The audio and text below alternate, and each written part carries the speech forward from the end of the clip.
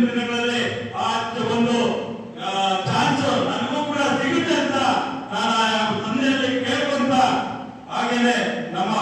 ಇವತ್ತು ಏನು ನಮ್ಮ ಮುಳಬಾಗಿಲು ತಾಲೂಕು ಉದ್ಘಾಟನಾ ಕಾರ್ಯಕ್ರಮಕ್ಕೆ ನಮ್ಮ ರಂಜಿತ್ ಅವರು ಆಯೋಜನೆ ಮಾಡಿರ್ತಕ್ಕಂಥ ಕಾರ್ಯಕ್ರಮಕ್ಕೆ ನಾನು ಬಂದಿರ್ತಕ್ಕಂಥದ್ದು ನನಗೆ ತುಂಬಾ ಹೃದಯದ ಸಂತೋಷ ಆಗ್ತಾ ಇದೆ ಸ್ನೇಹಿತರೆ. ಅದೇ ರೀತಿಯಲ್ಲಿ ನಮ್ಮ ಹೇಮಂತ್ ಅವರು ಹೇಮಂತ್ ಅವರು ಸುಮಾರು